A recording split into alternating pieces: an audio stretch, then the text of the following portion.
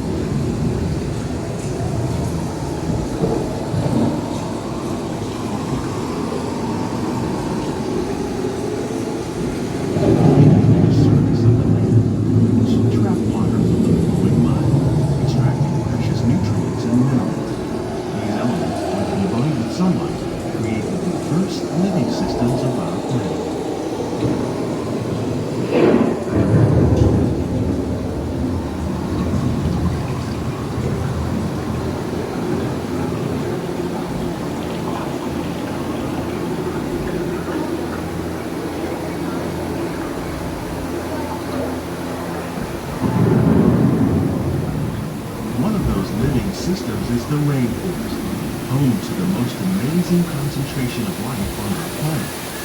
These dense and beautiful forests cover only a tiny portion of the Earth's surface, but they contain more than half of its plant and animal species. Rainforests are also extremely rich and productive living systems, providing us with oxygen, food, medicine, and other elements essential to our lives.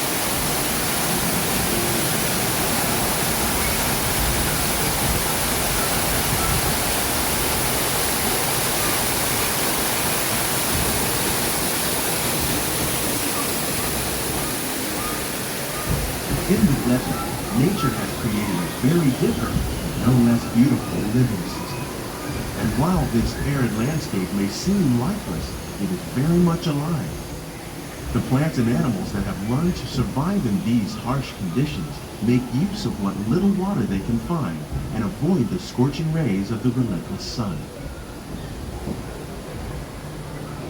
The American prairie once appeared as desolate as the desert, but over time, rainwater and nutrients gradually penetrated the hard surface of this land. Even the hooves of the mighty buffalo helped create the rich soil that would one day become home to the American farm.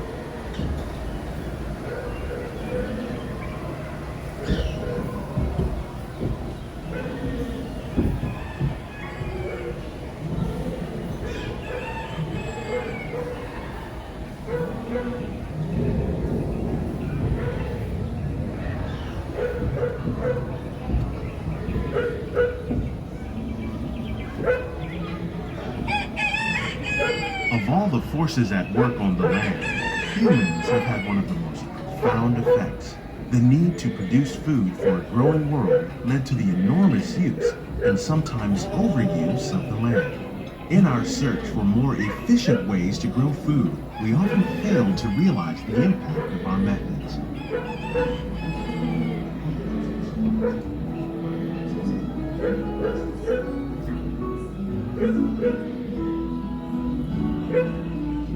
Today, we're learning to live with the land, discovering better ways to grow food that will assure both human and environmental well-being.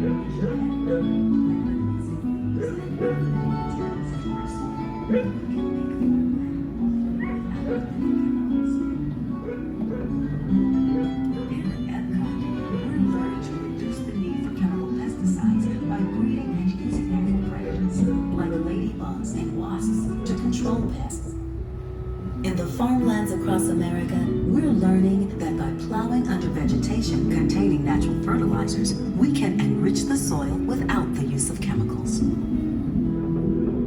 In arid regions, we're learning to produce food on desert seacoasts by developing and planting crops that thrive on salt water. In Japan, we're learning that by mixing leaves and other living materials into our soil, we can make farmland more fertile without the need for chemicals.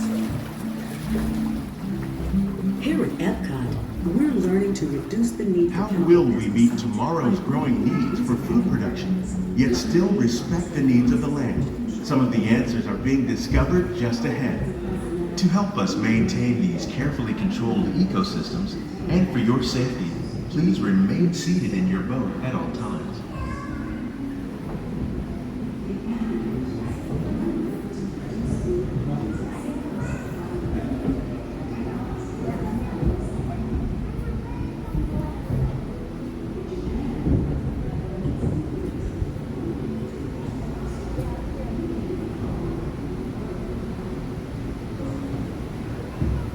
Welcome to our living laboratory, where scientists from EPCOT and the U.S. Department of Agriculture are exploring innovative ways to produce bountiful harvests now and into the future.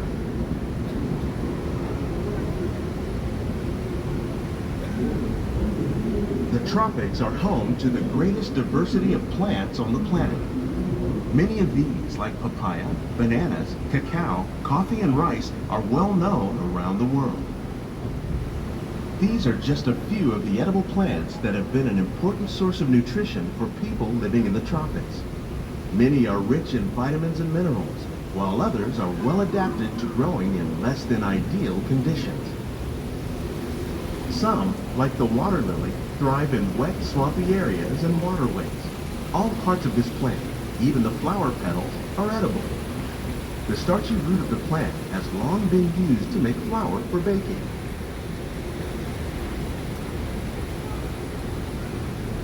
One day, many of these lesser-known tropical plants may be as important as the bananas growing on both sides of the boat. More than 28 million tons of bananas are eaten annually, making it the most popular fruit in the world.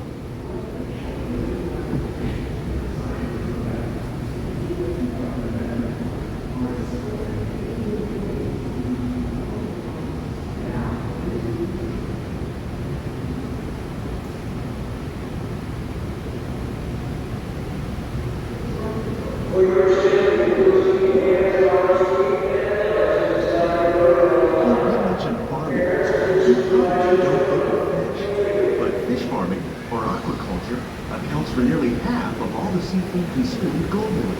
Tilapia, bass, and catfish, like the ones you see here, are three of the more popular crops raised by fish farmers. The sustainable system we're using here recycles the water in the tanks. As a result, we're able to save millions of gallons each year. Our small fish farm produces nearly 5,000 pounds of fish each year to serve in restaurants around Walt Disney World. Innovations like this one can play an important role in our efforts to produce bountiful harvests and still protect natural resources.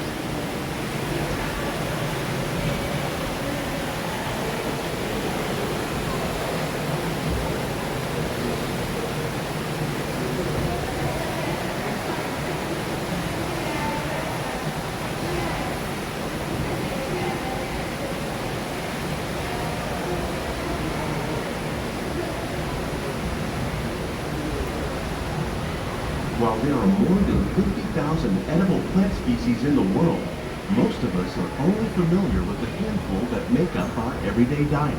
The common grains growing here, wheat, maize, sorghum, and millet, plus rice, account for nearly 2/3 of our global food consumption. Learning how to increase yields of these staples is an important goal of research around the world.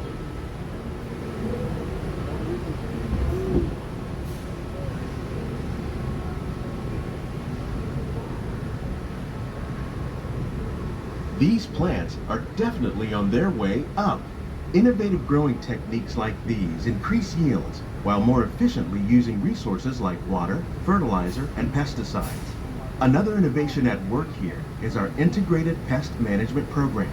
By populating our greenhouses with beneficial insects that prey on harmful pests like aphids and flies, we are significantly reducing our reliance on conventional pesticides. We're growing these crops using our nutrient film system. This technique precisely controls and recycles water and nutrients. With it, we can produce over 27,000 heads of lettuce a year in this one small area.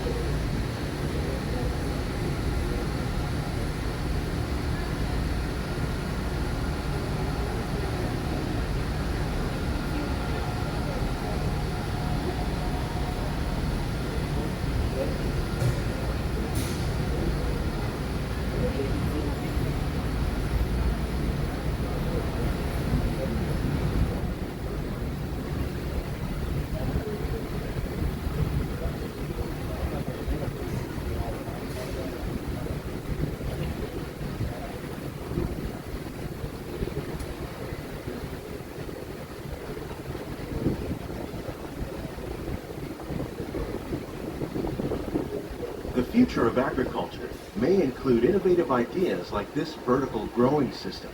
Plants grown in this way use a fraction of the space required by traditional growing methods. That saves water and increases production.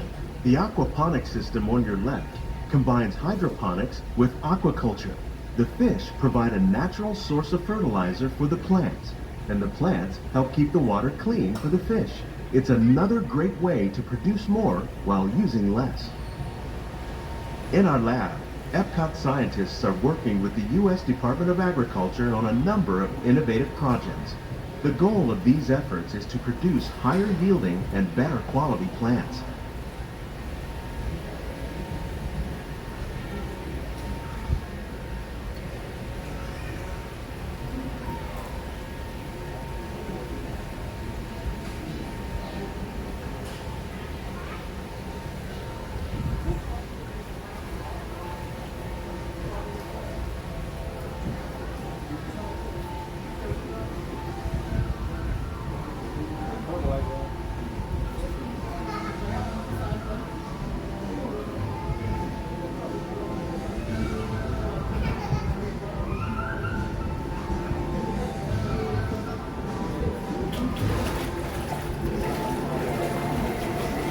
These greenhouses represent just a fraction of the work being done worldwide to produce bountiful harvests for our growing population.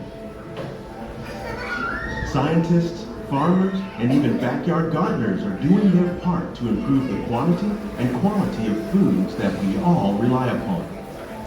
Together, we can continue to find more ways to increase food production and protect our precious natural environment. Only then will we truly be living with the land.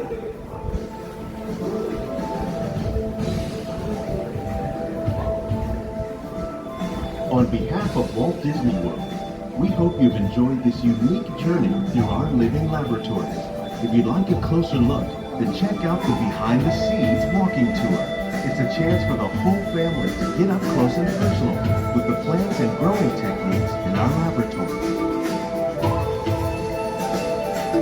Please keep your hands and feet inside the boat and remain seated until the boat comes to a complete stop.